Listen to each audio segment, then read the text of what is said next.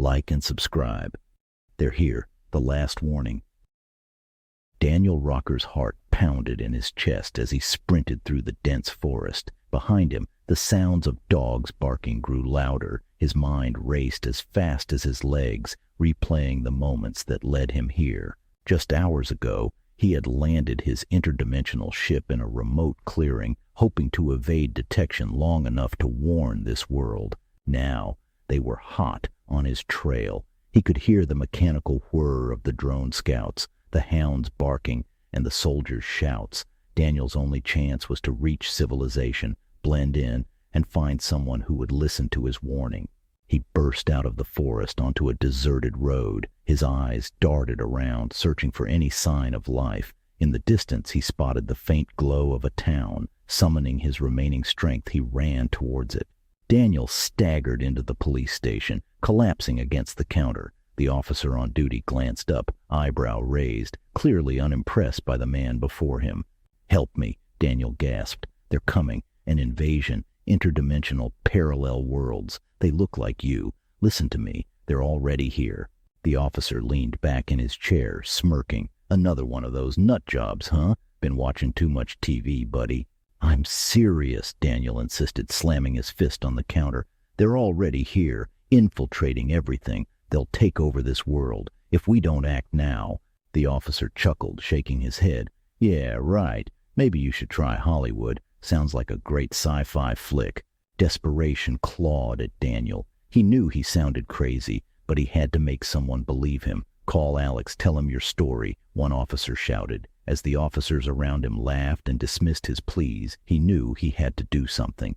With nowhere else to turn, Daniel found himself dialing the number of a local podcaster known for his eccentric shows and open-mindedness. If anyone would give him a platform, it would be Alex. What the police officer meant as a joke.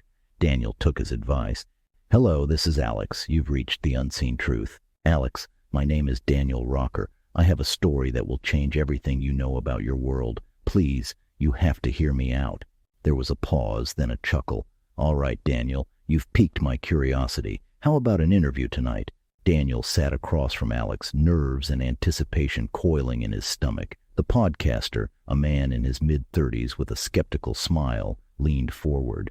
"Welcome, Daniel. You're on the unseen truth. Tell us, what makes your story so extraordinary?" Daniel took a deep breath. "I'm from a parallel world. My dimension was invaded by an alien race. They disguised themselves as humans, infiltrated our society, and by the time we realized it, it was too late. I'm here to warn you that your world is next." Alex raised an eyebrow, his smile widening. "That's quite the claim. How did you get here?" "I used an interdimensional ship. It's hidden now, but they're hunting me." Alex leaned back, tapping his pen against his notebook. "So, you're saying aliens are already among us, and you're the only one who knows this fact?" "Yes," Daniel said, "and if we don't act now, this world will face the same fate as mine." Alex smirked. "Sounds like a plot from a bad sci-fi movie. How do we know you're not just another conspiracy theorist looking for attention?" Daniel's eyes blazed. "Because I've seen what they can do. I've lived it, and if you don't take action soon, they will take over before you even realize it." Alex leaned in. "All right, let's say for a moment we believe you. What exactly will these aliens do?" Daniel's voice took on a grave tone.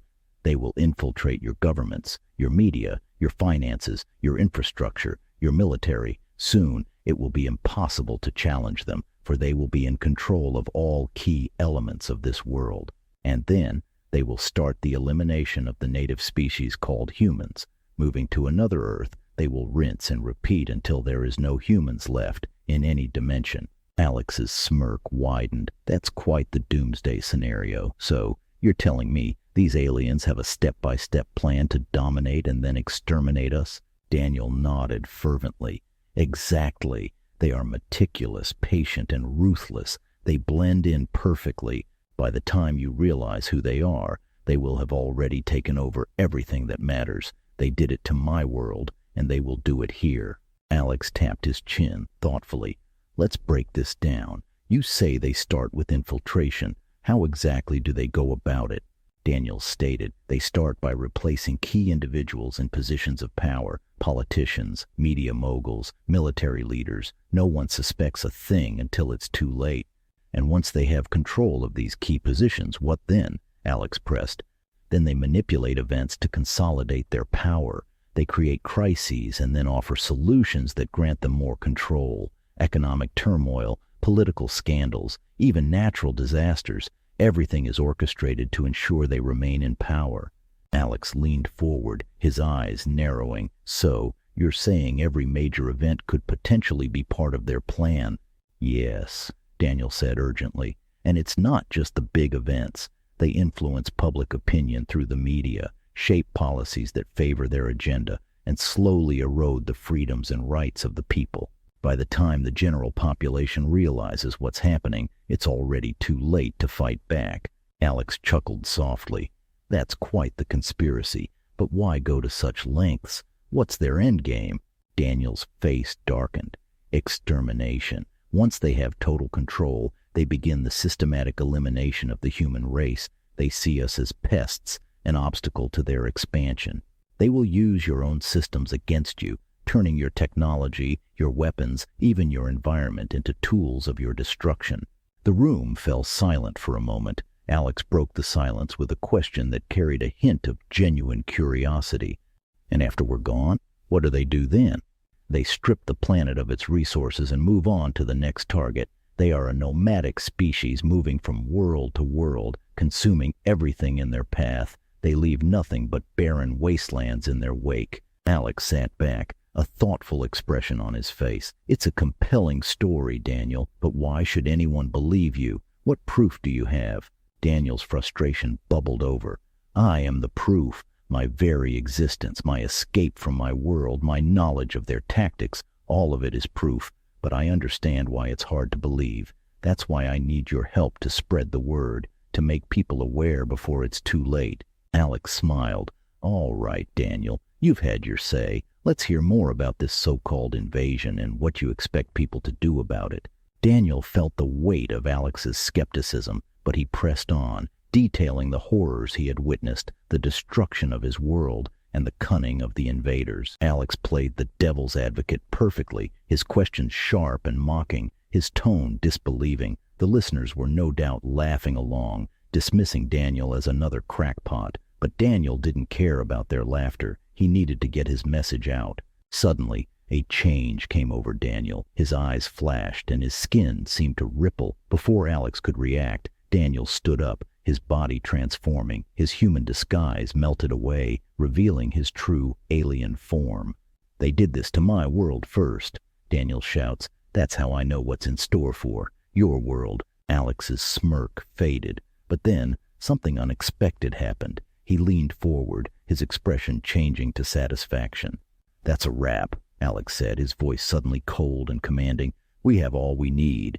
Daniel's eyes widened in realization. What are you talking about?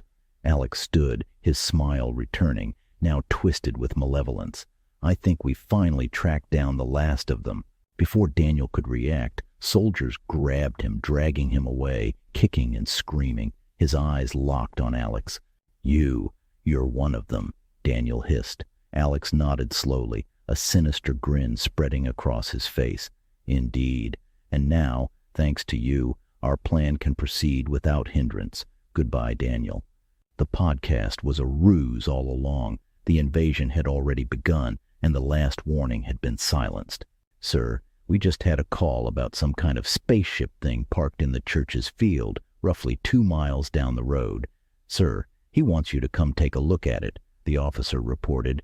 The police chief sat up in his chair, eyes widening in disbelief. No way, he muttered, adrenaline starting to pump, rising quickly and grabbing his gear as he headed out to investigate the church's field. He knew then that this was not going to be a typical day. This is not goodbye, nor the end. Until the story continues, my friends. B.N.Rocker.